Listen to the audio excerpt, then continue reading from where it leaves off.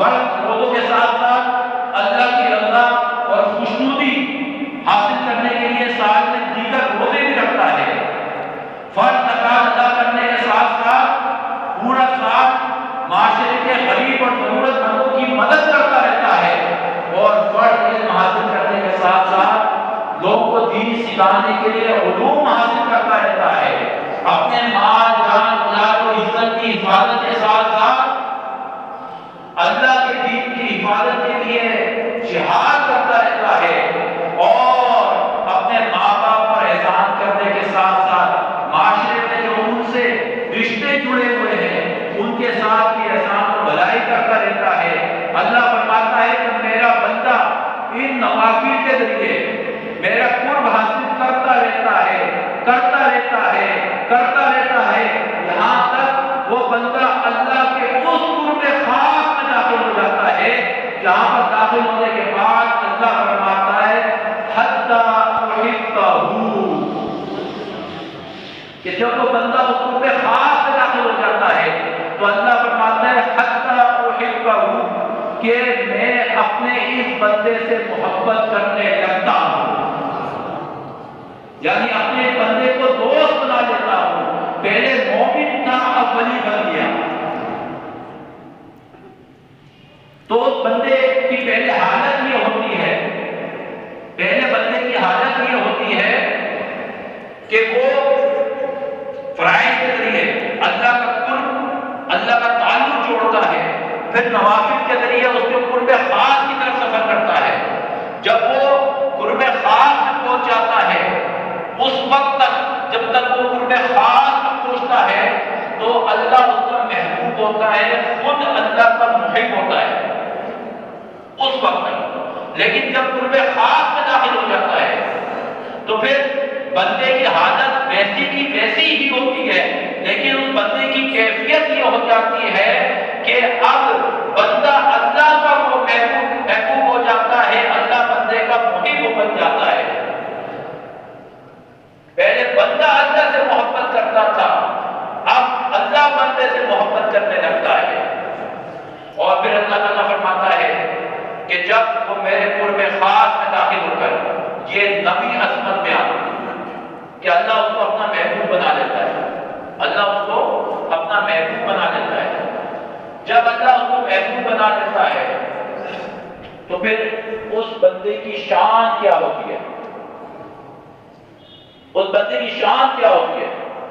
اللہ فرماتا ہے فَإِذَا أَحْبَبْتَهُ، جب میں اپنے بندے کو اپنا محبوب بنا لیتا ہوں، كُنْتُ سَمْعُ الَّذِي يَسْمَعُ بِهِ، پھر میں اپنے اس محبوب بندے کے کان بن جاتا ہوں جس سے میں سنتا ہوں، جس سے وہ سنتا ہے۔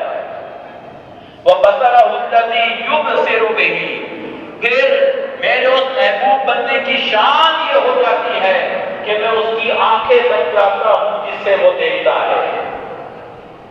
پھر اللہ فرماتا ہے یَدَعُ الَّتِي يَبْطِشُ بِهَا، پھر میں اپنے اس محبوب بندے کے ہاتھ بن جاتا ہوں جس سے وہ پکڑتا ہے۔ پھر اللہ فرماتا ہے میرے اس بندے کی شان یہ ہو جاتی ہے وَرَجَعُ الَّتِي يَمْشِي بِهَا، کہ میں اپنے بندے کے پاؤں بن جاتا ہوں جس سے وہ چلتا ہے۔ تو آپ یہ دیکھیں کہ دستی عظمت ولی کی یہ ہوئی کہ اللہ تبارک و تعالیٰ اپنے ولی، اپنے دوست، اپنے دین کے مددگار، بندوں کے مددگار کی کان بن جاتا ہے جس سے وہ سنتا ہے، اللہ اس کی آنکھیں بن جاتا ہے جس سے وہ بندہ دیکھتا ہے، اللہ اس کے ہاتھ بن جاتا ہے جس سے وہ پکڑتا ہے، اللہ اس بندے کی لاتیں پاؤں بن جاتا ہے جس سے وہ چلتا ہے۔ حدیث قدسی۔ اب میں صرف ایک نقطہ یہاں بیان کرتا ہوں کہ یہ حدیث میں فضیلت سنتی۔ اب یہ بتائیں اللہ اپنا محبوب بندے کے کان بنتا ہے جسے سنتا ہے، سماعت بن جاتا ہے، بصارت بنتا ہے، ہاتھ بنتا ہے، پاؤں بنتا ہے۔ اگر کوئی یہاں بیٹھ کر پکارے المدد یا غوث اعظم تو اس میں تعجب کی کون سی بات ہے؟ کیونکہ کان غوث اعظم کے ہیں، سننا اللہ کا ہے۔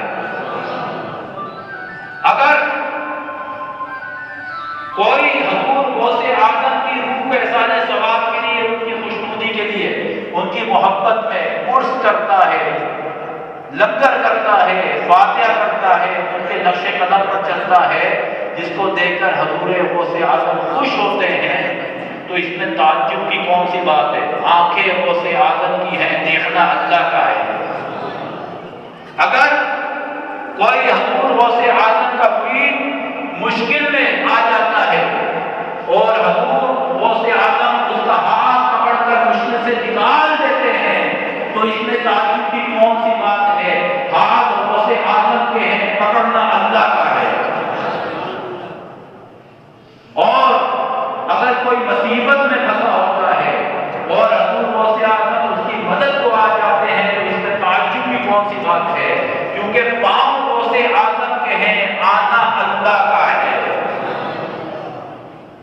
تو نبی 10 عظمت بیان کی اللہ نے کہ میں اپنے ولی کے کان، آنکھیں، ہاتھ اور پاؤں بن جاتا ہوں۔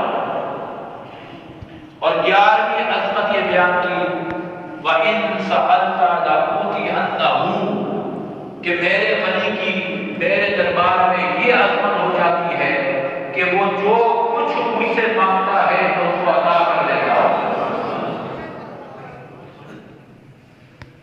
تو یہ 11 عظمتیں میں نے 11 کی نسبت سے اللہ کے ولی کی بیان کی۔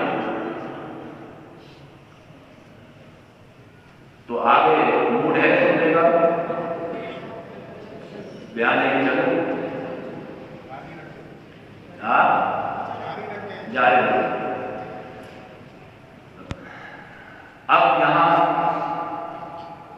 ولایت کو ایک نئے انداز میں پیش کرتا ہوں، اس سے حضور غوث اعظم کا مرتبہ مقام بھی سمجھ آئے گا۔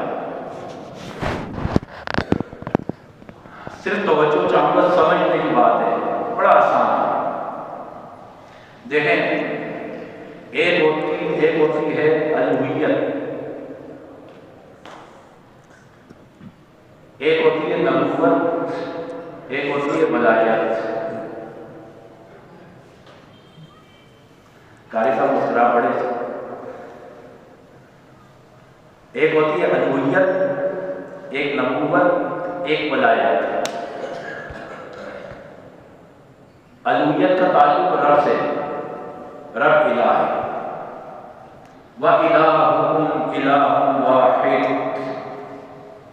الوہیت کا تعلق رب سے، الوہیت منصب ہے رب کا، اور نبوت کا تعلق نبی سے ہے، نبیوں کا منصب ہے نبوت، اور ولایت کا تعلق ہے ولی سے، اور ولیوں کا منصب ہے ولایت۔